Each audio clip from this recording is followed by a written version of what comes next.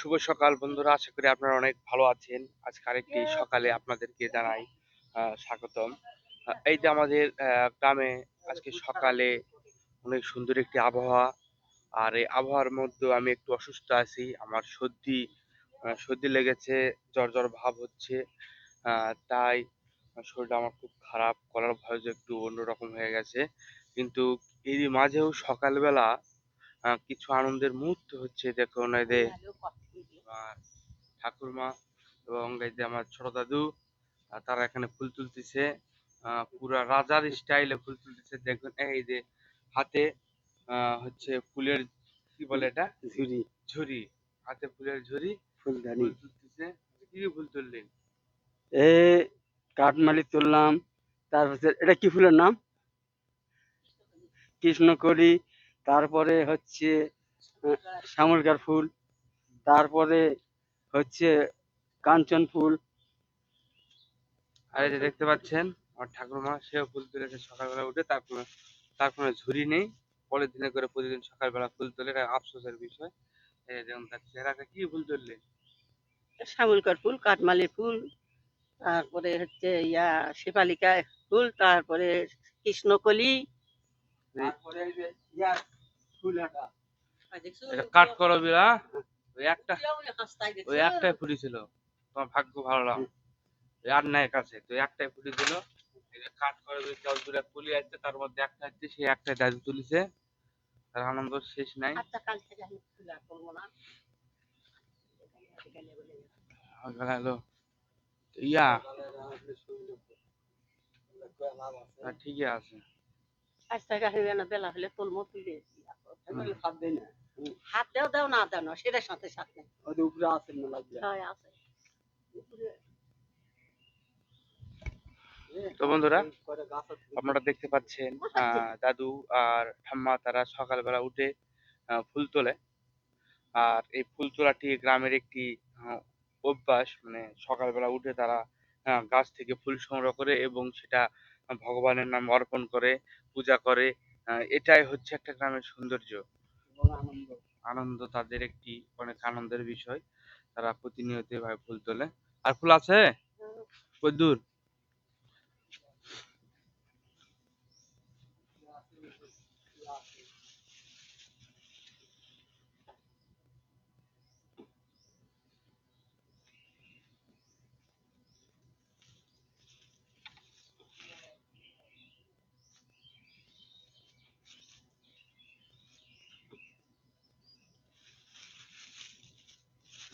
ফুল তুললেন তিনি।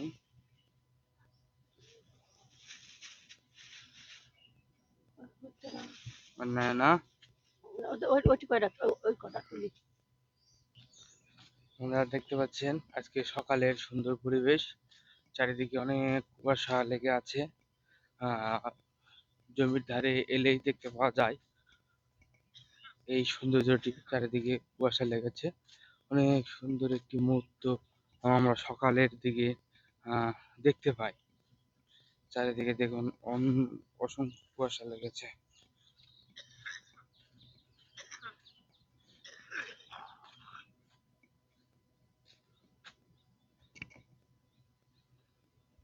বন্ধুরা, আপনারা দেখতে পাচ্ছেন এই যে আমার একটি চাচা, সে সকালবেলা আসতেছে। তার হাতের কাছি দেখতে পাচ্ছি, সে মনে হয় ধান কাটতে যাচ্ছে। চাচা, কোথায় যাচ্ছেন? ধান কাটবে। তাই? তো কি ধান কাটতেছেন? 17। 17? যে কোথায় যাচ্ছেন একটা ধান কাটার জন্য? ওই পাল্লার ভিতরে। বাংলার ভিতরে না? তো ইয়া, ওই ধান কতদিন হলো কাটতেছেন? ওই 6 দিন। 6-7 দিন হলো না? আচ্ছা আচ্ছা, বা তাহলে যাও, ভালো আছেন তাহলে? হ্যাঁ, আচ্ছা, ভালো থাকো, সুস্থ থাকো। ধান তারপরে কাটো। দেখি। বন্ধুরা, দেখতে পাচ্ছেন আমাদের গ্রামের মাঠ। এখনো অনেক ধান আছে, ধান কাটা হয়নি। সকালের দিকে ধান জমিতে অনেকে কাটতে যায়। তো দেখতে পেলেন আমার একটি চাচা গেল ধান কাটার জন্য।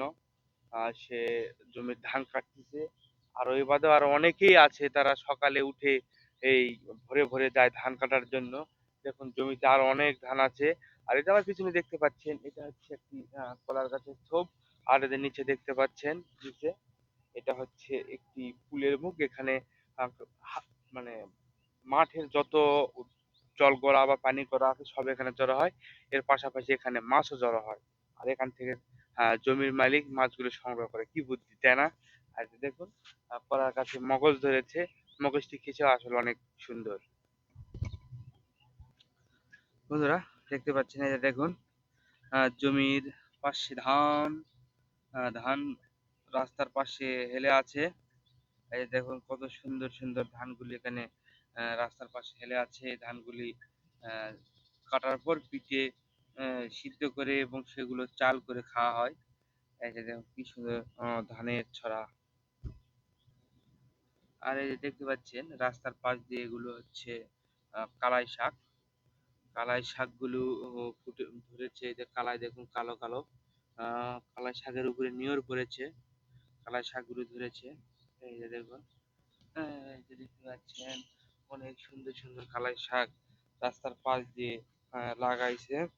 এটা অনেক সুন্দর একটি বিষয়। এই যে ধান, রাস্তার পাশে ধানগুলো পড়ে আছে।